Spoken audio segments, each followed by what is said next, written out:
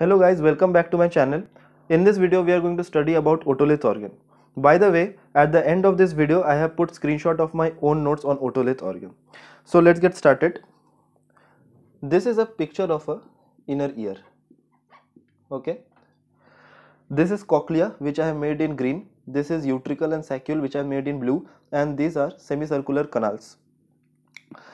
Inside the cochlea, the sensory organ is organ of Cottai. Inside utricle and saccule, the sensory organ is macula, and inside the semicircular canal, the sensory organ is crista. The function of organ of Cottai is hearing. The function of macula is static balance, and the function of crista is dynamic balance.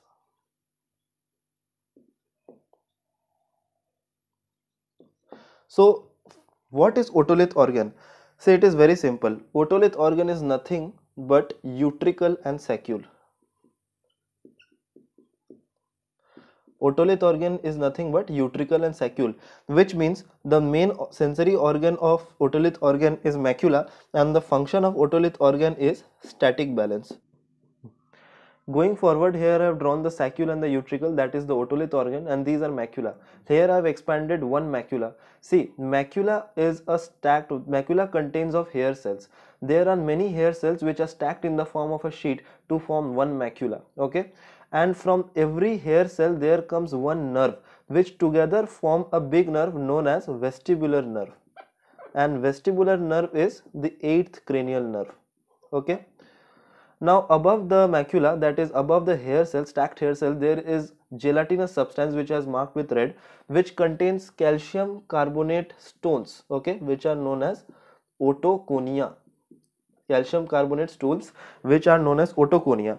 Now here I have shown one hair cell. I have taken one hair cell, I am expanded over here and I am showing it over here. See, in one hair cell there is one nerve coming out of it, and there is one big cilia which is known as cynocelia.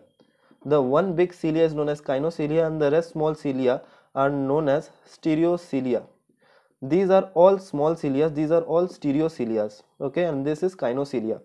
Now what is important about the stereocilia is that there is potassium channel over here. It is very important to note that potassium channel are present on stereocilia and not on cynocelia, and moreover do not draw the potassium channels in this side of the stereocilia. Okay, you have to draw the potassium channels in this side of the stereocilia, means you have to draw the potassium channels facing the cynocelia. Now what is the function of this potassium channel? See, this is a potassium leaky channel, and obviously since cell is a bag of potassium, every cell is a bag of potassium, hence potassium will go out of these cells.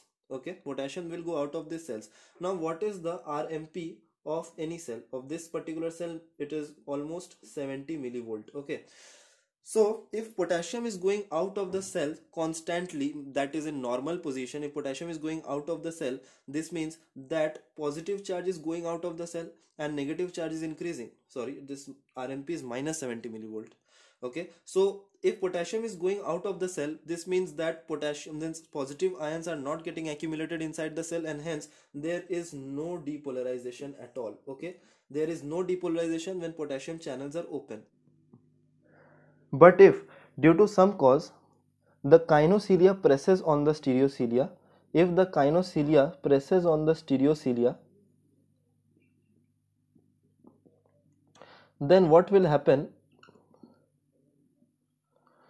These potassium channels which were present over here, these potassium channels which were present over here will got physically pressed by the cynocelia. Okay, and hence the potassium channel will get closed. The potassium channel will get closed, and hence potassium will remain inside the cell. Potassium will remain inside the cell,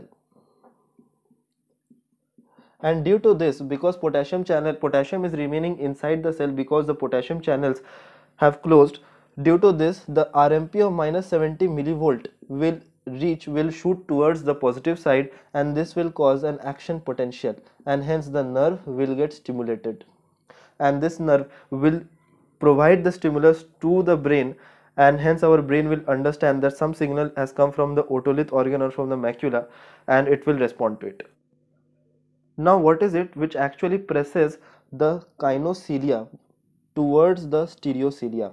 It is nothing but the otoconia. Okay, otoconia crystals actually press on the stereocilia, on the kinocilia, and the kinocilia bends towards the stereocilia and closes the potassium channels, and hence action potential is formed and nerve signals are sent to the brain. Okay, it is nothing but the otoconia present on the gelatinous substance over the sheet of macula. Okay, so now that we have known how actually one hair cell gets stimulated in a macula, we have known that how actually one hair cell gets stimulated, or how actually an action potential is produced in one hair cell of a macula, but yet we have not known that how actually macula maintains our dynamic balance. To understand this, look over here. Okay, so this is our face. In this particular example, see, my head is tilted towards the right side. This is left ear, this is right ear. My head is tilted towards the right side. Since my head is tilted towards the right side, then the macula present in my left and right ear will also get tilted in this manner. The macula, say, due to tilting of my head, the macula of both ears will also get tilted in the same manner shown. Okay, so easily you can say that due to gravity, the otolith organ, the otolith crystals, okay, otoconia present over these macula will deposit in this part of the macula or in this part of the macula. Of course, you can say that due to gravity, the otoconia will deposit in this part of the macula, and in this side again that will deposit in this part of the macula. As I have said earlier, that otoconia actually bends the bends the kinocilia towards the stereocilia. Therefore, these particular hair cells will be stimulated, and these particular hair cells will not be stimulated because the otoconia are not present over here due to gravity, which means that only nerve fibers coming from this part of the hair cells will get stimulated, and these will not get stimulated.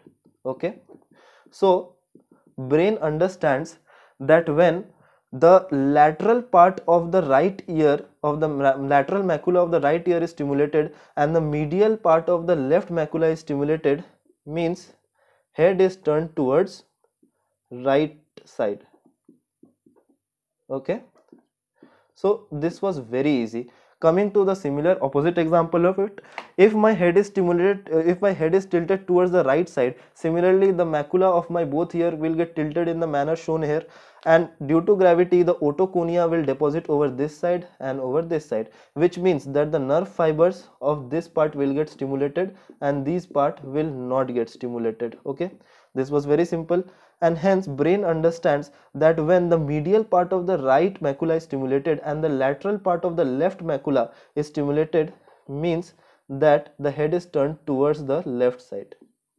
Okay, so this completes the otolith organ. So thank you for watching the video. Here you can see my screenshots of my own notes. So if you like these videos and if you want more videos like these, then please like and subscribe. Thank you.